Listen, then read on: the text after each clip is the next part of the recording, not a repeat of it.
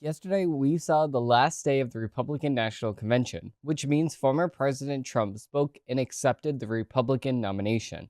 We're going to be covering his speech and lots more, but before we do, it tells a story that Republicans are now coming together under Trump. Meanwhile, the left doesn't even know if they want Joe Biden to stay in the race or to leave. If it were up to me, I would tell Joe Biden to stay in, because who knows? We could get the best border czar of our lifetime, Kamala Harris, as the presidential nomination instead of Joe Biden. We do not want that. Without further ado, let's dig in. Bitch, you missed.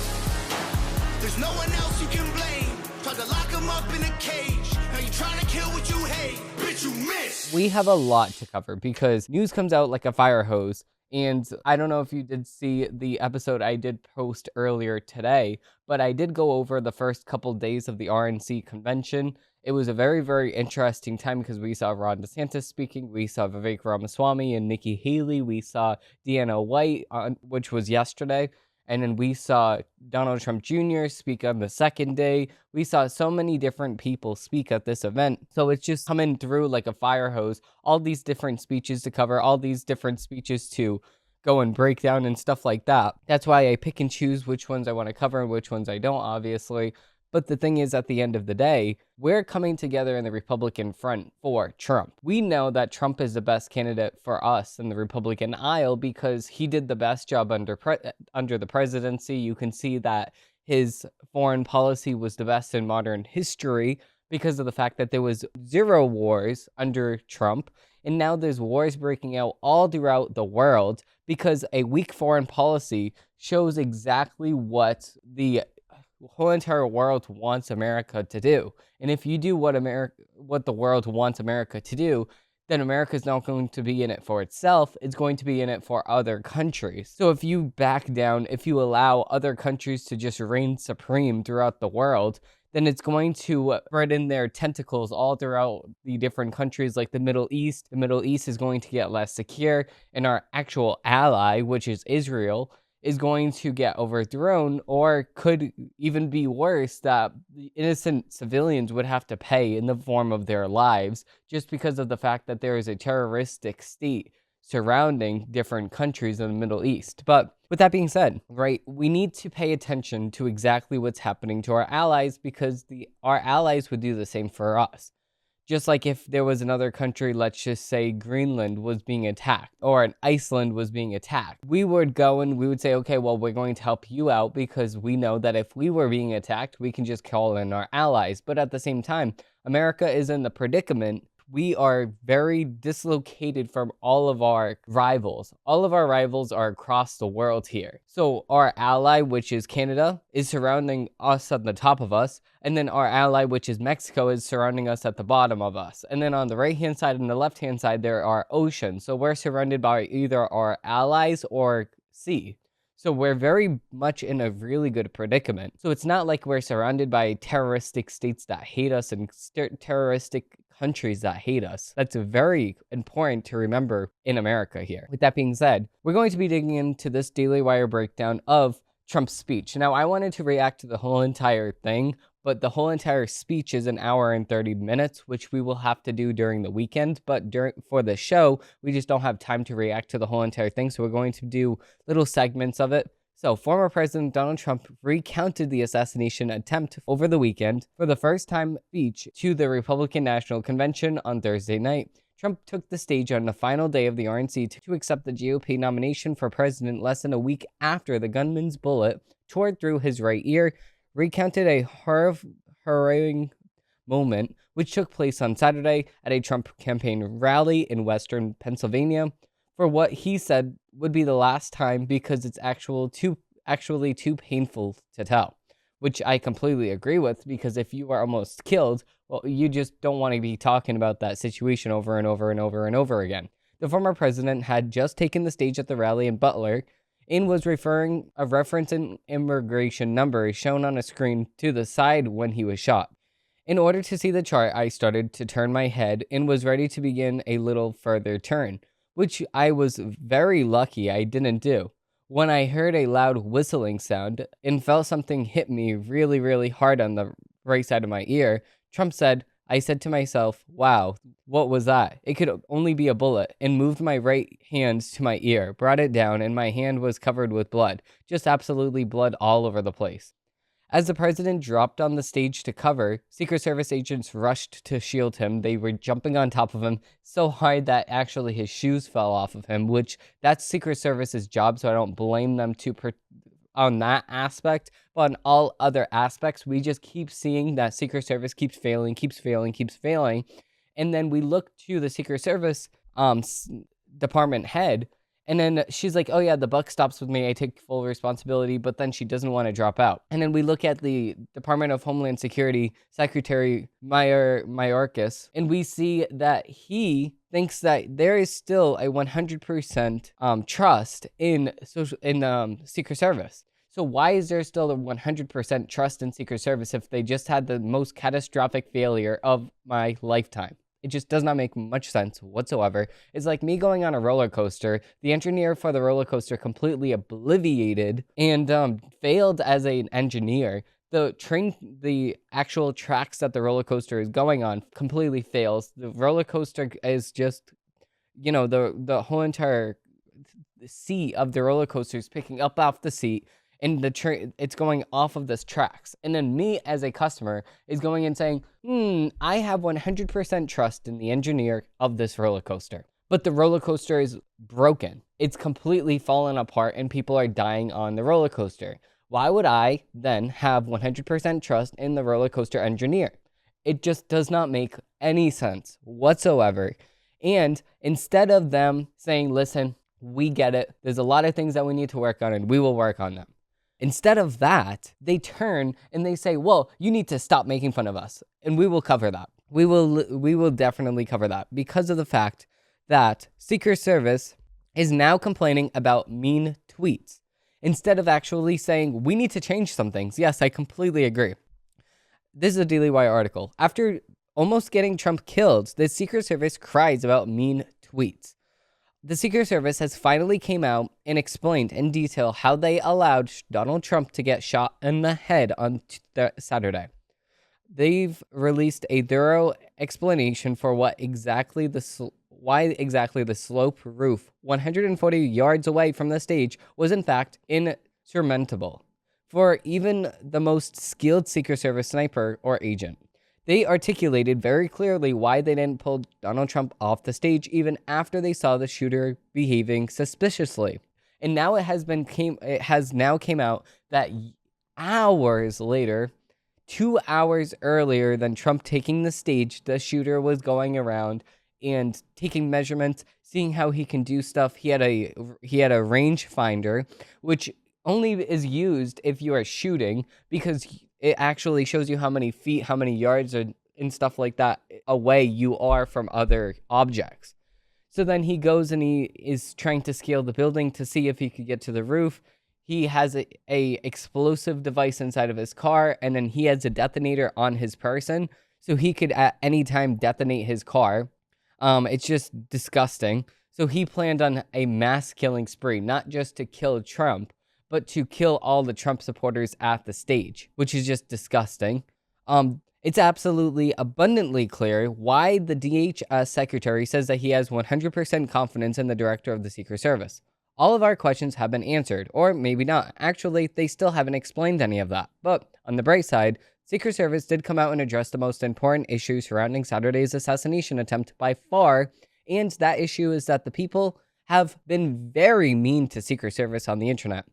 People have been putting out rude tweets that are critical of the fact that Secret Service had female agents, quote, protecting Donald Trump, who weren't tall enough to cover his head. Can you imagine the indecency of it all? The Secret Service can't. It's one thing for a guy to shoot at a presidential candidate on live television, but for people to say rude things on social media, well, that's just a bridge way too far. This is exactly what the Daily Wire reporter says. That's why Secret Service just sent a statement to NBC News explaining this. And I quote, "We stand united against any attempt to discredit our personnel in their invaluable contributions to our mission and are appalled by the despairing and disgusting comments against any of our personnel. As an elite law enforcement agency, all of our agents and officers are highly trained and fully capable of performing all of our missions, except for that one. It is an insult to the women of our agency to imply that they are unqualified based on gender. I would say that they're unqualified because of the fact that they can't holster their gun, but that's just me, I guess. Such baseless assertions undermine the professionalism, determination, and experience of our workforce. Okay, so first of all, holstering a gun is the first thing that you learn when carrying a gun. If you cannot do that, and your holster is dedicated to your specific gun, why is there a problem with you holstering your gun? Because you're not qualified for the position. Now, this is just the beginning here. They lowered the things that you need to be able to qualify for the Secret Service for women. And they allowed men to be competing on an unfair advantage and an unfair disadvantage, I should say.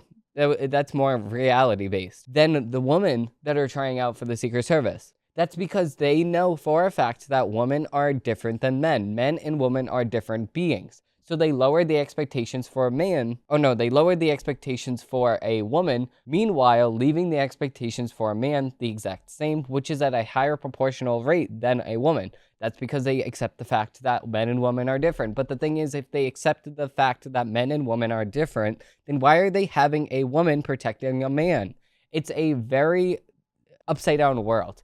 You can ask any person that was not born in this generation if it is respectable or not for a man to hold the door for a woman. Everybody would agree. It is a respectable thing for a man to hold the door for a woman, right? You would agree. Everybody would agree on this. Then you would say that it is a respectable thing for a man to open the door on the car for a woman to get inside, and then the man gets inside. That's what my grandfather does every single time we drive with my grandma. And then you would also say that it is respectable for a man to walk on the right-hand side of the woman just in case they are walking on the street and there's a puddle, the man gets splashed and the woman gets protected. It is the man's job to protect the woman. In the middle of the night, if there is a noise, guess what happens? The woman wakes up the man and says that there is a noise downstairs. Can you go look at it? Can you go investigate for me? The man then gets up in the middle of the night and checks out the noise. The woman doesn't just do this on her own. She does not go down and investigate herself. No, she asks her husband to go and investigate and protect her. That's very much within her right to do so because, of course, the man is a little bit more stronger, if not a lot more stronger than the woman. So obviously the woman wants protection, and you look towards your man or your husband to protect you. That's 100% within the bounds of every single relationship in the world, and that's exactly how it operates. If we are common sense based here, of course. Now, knowing this facts and knowing this common sense issue here, wouldn't you agree that that a woman should not jump in front of a bullet for a man? It should be the other way around. So, knowing this, why is there Secret Service personnel that is attached to a former president or a president that is supposed to jump in front of a bullet for the president? Why is there? Why is there a woman in that profession, especially women that are not even the same exact height as the president that they are protecting? So then what? So then the president could still get his head shot at because the woman is too short? It just does not make any sense here. And especially the fact, if you are going to make the claim that, okay, if a well-qualified woman does go into the Secret Service, maybe we do have a small chance. Maybe you could have made that assumption if they did not lower the expectations for that very woman to get into the same exact position as the man. I would completely see your point of view on that. But if you are lowering expectations and you are knowing the facts that we do now after the fact that a former president got shot at on Saturday, merely only a few days ago, I would say 6 days ago on this very day that I'm uploading this video or this episode here, you would see that women under the face of a lot of stress, a high stress scenario, an active shooter situation, they don't handle that very well here. And that's more apparent than ever because she couldn't even holster her gun, which is the most simple thing that you could possibly do. Very disappointing. And it's very disappointing that this is the priority that the Secret Service has just a few days after they failed to protect the former president. It's just disgusting. I just don't understand why they have these priorities because of the fact that the DEI initiative that our government is having is at an all-time high, and it should not be here. And that's exactly why we need former President Trump to step in and remove all of this, the DEI initiatives, everything that the government pushed for the last couple of years here, because of the fact that we cannot have this in America, because it's ruining America. It's making America a more unsafe place. So, moving to the next article, we have a Federalist article here. We have Trump's triumph at the RNC suggests something bigger than Trump in politics is unfolding in America. On a convention night infused with an air of divine providence, Trump gave a speech for the history books. It's difficult to describe the historical moments as they are unfolding, but let me hazard a few internal observations about former President Donald Trump's speech at the Republican National Convention on Thursday night. And I do want to watch the whole entire thing, so I will watch it with you guys. I will be posting that episode on Sunday. So, watching a presidential candidate and former president describe his near assassination less than a week after a bullet came within millimeters of ending his life is quite simply the most captivating, awe-inspiring thing that has ever happened at a political convention in this country. Quote, I will tell you exactly what happened and you'll never hear it from me a second time because it's actually too painful to tell, Trump said. In a claim almost somber tone, Trump recounted in detail his near-death experience to a breathless watching crowd. I'm not supposed to be here, he said, attributing his survival to a grace of Almighty God. Many in attendance and not a few watching at home were in tears as Trump told his tale. He described getting shot in the ear, the blood running down his face, and the Secret Service agents shielding him. Again, he invoked divine providence. There was blood pouring, and yet, in a certain way, I felt safe because I had God on my side. It's completely true. He really did. Then he described the crowd's reaction. They didn't run. They didn't stampede. They were worried about him, Trump said, afraid he might be badly wounded or worse. Trump said that he wanted to show them that he was all right and that he wasn't going anywhere. So he stood up, raised his fist, and shouted, fight, fight, fight. When he said this, the crowd at the convention echoed him in chorus. Perhaps the most poignant, moving moment from the speech came shortly after when Trump eulogized Corey Capastor, the local Pennsylvania man who was struck by a stray bullet from the shooter and died in front of his wife and two daughters at the rally. He lost his life selflessly, acting as a human shield to protect them from the flying bullets. Trump said he went right over the top of them and he was hit. What a fine man he was. Before Trump took the stage, two people rolled out Cooper Stone's firefighter helmet and jacket. And at one point, Trump walked over and kissed the helmet, and he asked the crowd for a moment of silence to honor his memory, which is a completely good thing and a 100% unifying thing here in America. And we need more politicians like this, which actually mourn American citizens instead of just checking their watch and saying, oh, is it almost my bedtime? Oh, is this memorial almost over for Gold Star families? Oh, God. So we have a president right now in America that does this very thing, checks his watch, yells at American citizens, tells them that they don't know anything, and calls them, oh, come on, Jack, oh, you're stupid, yells at in their face. Blue-collar people, blue-collar job working people yelling in their face, telling them that they're stupid. And then we have, in comparison, a Republican National Select Committee or a national nominee on the Republican side kissing a fallen victim's helmet and saying, God bless them, helping them raise millions of dollars, which is not nearly enough for a human life, but is a very good thing to do for the support of their family. It's a very saddening thing that the left, meanwhile, in comparison, is blaming Trump for quote-unquote staging this event, which does not make any sense. The left does not know how to conspiracy theory at all. Why would Trump ask a person to shoot at him and trust them so much that they are within millimeters of his brain? You trust that so much? It just does not make any sense whatsoever.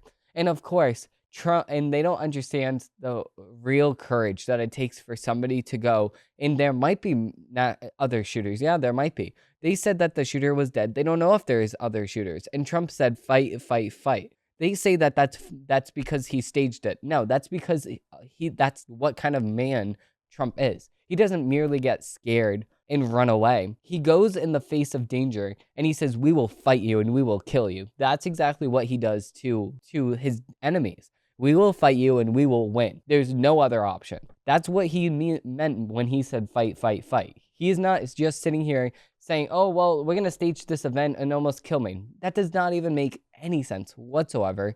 And besides that, what reason would Trump have to go and do that very thing? If he was already ahead on the polls and already projected to win, why would he do that?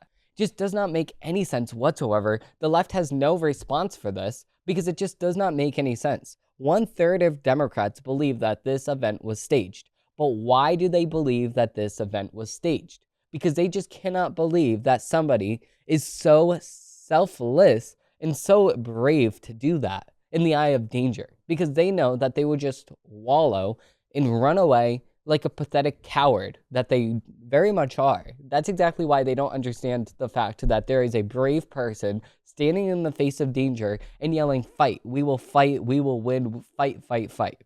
That's exactly why they don't understand Trump's whole entire motive and Trump's whole entire facade and persona against this. And it changes you as a person. That's why he is now the unifying president in America. Yes, you heard that right. Trump is now the unifying politician in America. Not Joe Biden, not the Democratic side, not RFK Jr., not anybody else. Trump is now the unifying president. We will come together as one party and we will preserve our rights. We will preserve our freedoms and we will fight. That's exactly why Trump is now the unifying president. So, moving on, we do have the headlines of the week. So, moving with this, previously deported illegal aliens charged with sexually assaulting a 14-year-old girl. Now, talking about the stark contrast between Trump and Biden, Biden is allowing migrants, not even merely migrants, illegal aliens to be coming into this country illegally, mind you, breaking our laws, and now being deported, but then coming back, and then breaking more of our laws, just in more horrifying and despicable ways. A previously deported illegal alien has been charged in Florida with sexually assaulting a 14-year-old girl, according to the Daily Wire. Kevin Marchuraco Esbar, 20 years old, was arrested on Wednesday by the Ocala County Sheriff's Office for sexually assault and burglary with battery. According to police, Escobar Manzora broke into a 14-year-old victim's home and sexually assaulted her.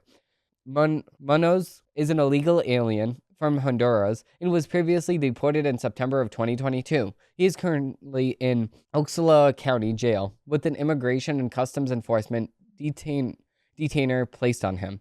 The girl was attacked back in April, and investigators said that they just matched DNA to Munoz. Quote, the victims told investigators that she awoke in her home located in Fort Woolston Beach shortly before 7 a.m. on April 21st to a Hispanic male she didn't know sexually assaulting her, the sheriff's office said in a news release. She reported that he covered her mouth with his hand and spoke Spanish. Law enforcement said that the girl said that she believed the attacker left her home by going out the back door. A medical examination of the victim showed a positive finding of a sexual abuse. On July 11th, the Florida Department of Law Enforcement reported that the male DNA profile was matched to contributing male sample of the victim's sexually assault kit belonged to Escobar Munoz, the sheriff's office said. According to investigators, Munoz was living within 1 mile of the victim's house, which is just disgusting. In a press conference, Ocala County Sheriff Eric Alden said that the southern border needed to be secured and that an illegal immigration needs to end. Quote, I can tell you from a sheriff's standpoint or local law enforcement, I'm tired of it, he said. According to WEAR News, there's a process and I don't understand it, but many people do it the right way. But coming across our borders and being able to have the benefit of citizens and local citizens don't have, it needs to stop. Eldon cited another case of the county where a 24-year-old Jose Chin, an illegal immigrant from Guatemala, was arrested over an assault of another 14-year-old girl. Why is it just so? It's just disgusting because it is a child, and it's not just disgusting because it is a child. It's more disgusting because it's a child. Why are they targeting children? It's just disgusting. These are two 14-year-old girls, and young girls have preyed upon by illegal aliens, he said. Ask yourself, at what point does it stop? A record number of illegal aliens have surged across the border under President Joe Biden, prompting calls for him to shut down the border. But he needs to shut down the border because we also have two illegal aliens arrested in relation to hit and run death of beloved Nashville restaurant owner.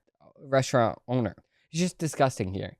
So now illegal aliens are causing more havoc than natural-born citizens. And in the mainstream media saying, no, illegal aliens at unproportionate rate follow our laws. No, that's not true whatsoever. Like, where are you getting this information from? Because number one, they broke the law coming to this country. So what makes you think that they're going to follow the laws later in life? Later on of them living in this country for so long, what makes you think that they're going to follow the laws more and more as they live here? Just does not make any sense. Two illegal aliens have been arrested after police say that they helped a man evade law enforcement after they attempted to take him in for questioning over the death of a beloved Nashville restaurant owner after a hit and run. Metro Nashville police said that the 24-year-old Francisco Javier Menendez Lopes and 31-year-old Eldon Diaz Aguiar helped 24-year-old Martinez escape last week when police attempted to question Martinez over a hit and run last month that led to a death of a 42-year-old Matt Carnsey.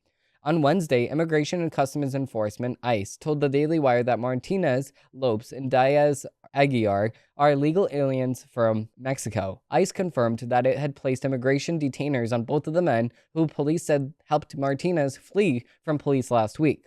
Both men were in the car last week when Martinez took off from police when they attempted to question him about the death of Carney. Martinez is still on the run and wanted for questioning over the death of Carney, who owned a Nashville chicken restaurant, Smokin' Thighs. The restaurant, which began as a food truck back in 2012, is known for its smoked chicken, 2-for-1 drinks, and stocking the city's largest selection of moonshine.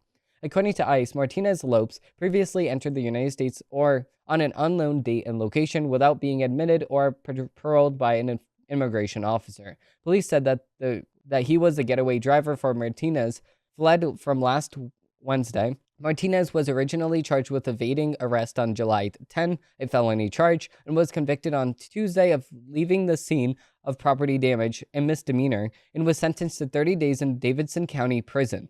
The Daily Wire asked ICE if it will deport Martinez Lopez after his time is served. Diaz Aguiar, who was charged in Williamson County with evading arrest in possession of a drug paraphernalia, has previously been deported 4 times according to ICE. ICE told the Daily Wire that he has been removed from separate times in 2014, 15, 16, and 2020. So you removed the same exact guy 4 years almost in a row. Well, 3 years in a row, and then 2020. And then now he commits one of the greatest things against humanity, which is actually killing somebody. Now what? You're going to deport him again, and now he's just going to come right into this country again and cause havoc? No. You got deported 4 times, and then now you killed somebody. You ran out of chances here. It's just so sad that now, under Joe Biden's presidency, we are seeing astronomical rates of illegal aliens causing havoc to our American citizens, causing ruthless killings, and killing our loved ones and family members. It's just disgusting, and Joe Biden does not care whatsoever. It's just pathetic. It really is. I have no sympathy for him. I have no sympathy for Joe Biden or the Democratic Party whatsoever. They had so long to fix this problem, and they nonstop let these illegal aliens in because they know by November, these illegal aliens will be able to vote in our election. And they will not allow any law to prevent these illegal aliens from voting because they say that there is, quote unquote, already a law on the book to prevent them from voting. But they will not allow us to actually enforce that law. Yes, there's a law in the books, but that's not enforceable. We want to implement a law that is enforceable to make sure that everybody that is voting in our election is who they say that they are, that is asking for their ID, voter ID. You need an ID to buy a firearm. You need an ID to actually buy alcohol. You need an ID to buy cannabis if you do smoke that. You do need an ID for pretty much anything. I need to provide my ID just to get my car if it's towed. I need to provide my ID to the cops if they pull me over because they need to know who I am. So why is it that one of the most important things we can do as American citizens, which is vote in our democratic republic, why are we not enforcing the same exact rules and regulations we have for anything else here? Just, it's very stupid. It is. It's mind-boggling to me. But the thing is, the Democrats don't care. I mean, obviously they don't care. They don't care because of the fact that it is going to benefit them and not benefit Republicans. That's the reason. Moving on to the next article, we actually have Biden campaign pushes back on reports of his exit. The Biden campaign is pushing back on reports that the president is considering dropping out of the race. Recent meetings between prominent Democrats and Biden have leaked to the press, namely that senior members of Congress are reportedly telling Biden that it's time to suspend his re-election campaign. On Thursday, Biden campaign senior advisor T.J. Ducklow attempted to dispel any remaining doubt that Biden would remain in the race. Joe Biden is the party's nominee, and he's the president of the United States. He's running for re-election, Ducklow wrote on a post on X. Baseless conjecture from anonymous sources isn't a scoop. Tonight, a convicted felon will talk about how he will make lives worse for the American if he gains power. Let's focus, Ducklow said. Which is just disgusting. And readers added context. So they actually fact-checked him. And it's funny seeing readers added context because seeing the back end of this, because I am a community notes advisor or a community notes writer, and I can actually rate these community notes. Most of the notes that are attributed to some of these posts are just disgusting. So now it's more balanced because it does not actually get posted unless so many people actually agree with it from both political aisles. They know if somebody's a Republican or a Democrat or a conservative, more in the middle of things. And they know if there is any bias in the rating. And if somebody does rate you not helpful or helpful, it does benefit you or unbenefit you. So you can actually lose your rating privileges. So it's very interesting seeing the back end of this because now, from both sides of the aisle, they came together and they said, this is just misinformation here. So, Joe Biden is not the Democratic nominee for president. He cannot be the nominee until delegates formally vote at the convention. He may be the presumptive nominee, but it's incorrect to assume that the process is fully complete. So it's just stupid that it's just funny that he got fact-checked himself. So, I am told that Chuck Schumer, I like to call him, had a blunt one-on-one conversation with Biden on Saturday afternoon in Rehoboth. Schumer forcefully made the case that it would be best if Biden bowed out of the race. Schumer's office wouldn't comment on the specifics of the convention, telling me only Leader Schumer conveyed the views of his caucus. Hakeem Jeffries expressed similar view to Biden, according to the source familiar. A Jeffries spokesman said the letter sent by Leader Hakeem Jeffries to his House Democratic colleague speaks for itself. It was a private conversation that will remain private. From WH spokesperson Andrew Bates, the president told both leaders of the National Party he plans to win. He looks forward to working with both of them to pass his 100 days agenda. Yeah, so it's just funny here. So now all the Democrats want Joe Biden to step out, but I think that the Republicans want him to stay in because they realize that against Trump will win. So Joe Biden against Trump will win. And there's a lot of different people saying different numbers. And I would say that a CNN poll or a CNN analysis on this actually showed that Trump was going to get 273 electoral votes and Joe Biden was going to get 233. That was a few days ago. Never mind after this presidential speech, which we can actually see if we can look at the 538, or we can look at Nate Silver, a left-wing pundit. So I would more say that he is more leaning towards the Democratic Party. So I would say that his prediction is more going to benefit the Democrat side, not on the Republican side. According to Nate Silver, how much chance of a candidate has of winning? This is the most up-to-date thing. From Trump chooses the VP, his rate of winning went down a little. Then he had a he went down a little. And then after his speech, it went up to higher exactly where it was before here. So Donald Trump is now at a 71.4% chance of winning. Joe Biden is at 28.2% chance of winning, and RFK Jr. is at 0% chance of winning because he's an independent, so he doesn't really get much of the choice here. So let's look at this. Who is ahead at the polls here?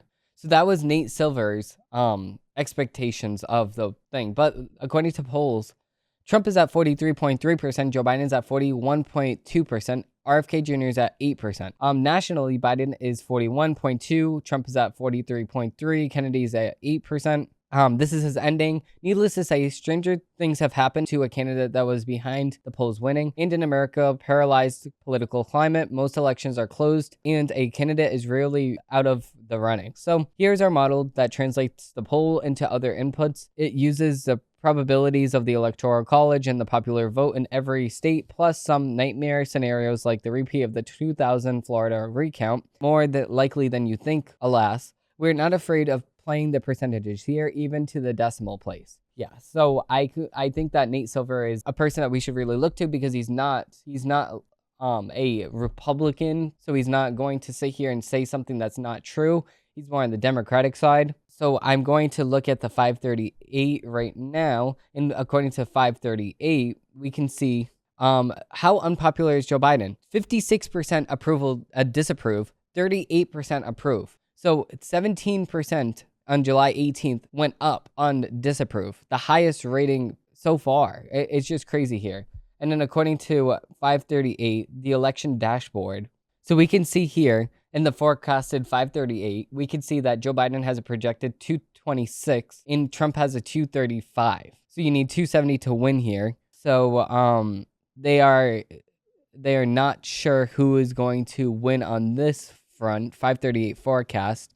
We can see that Idaho, Montana, Wyoming, Utah, North Dakota, South Dakota, Nebraska, Kansas, Oklahoma, all of these states are solid red, and then California, Washington, New York, Maine, some parts of Maine, Massachusetts, Rhode Island, stuff like that, Vermont, Connecticut, Delaware, DC, all of those places are bright blue, if not a very light blue. All of the available things right now, Biden wins 52 times out of 100 and Trump wins 48 times out of 100. There's a less than 1 in a 100 chance of no electoral college winner. So that means that Joe Biden just got 1 point advantage over on the electoral college side than Trump as of right now.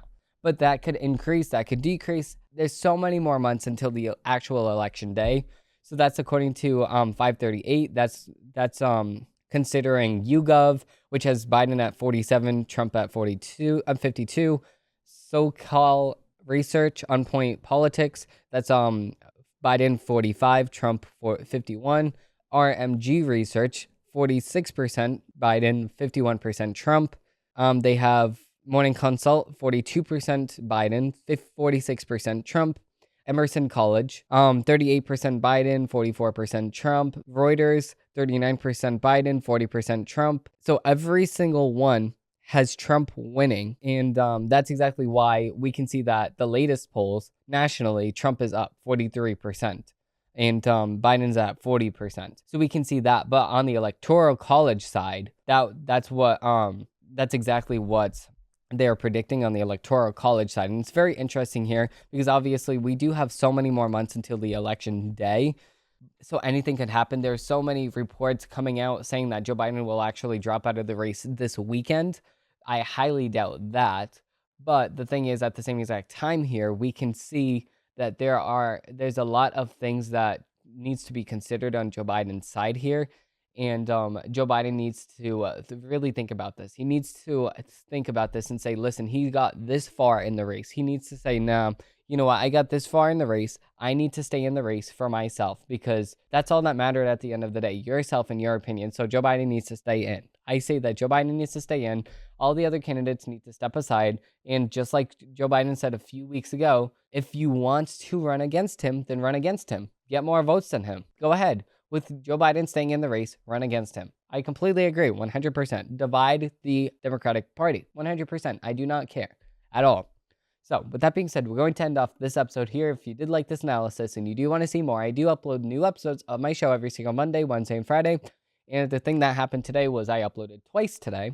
So, that does not normally happen. It's just because of the fact that there is so much information that I do want to divide it into segments, so I don't want a full 3-hour show. I do want like an hour show, but I'll upload a few times here. So with that being said, thank you all for watching. Thank you all for listening, and I hope they have a great rest of your day. Bye.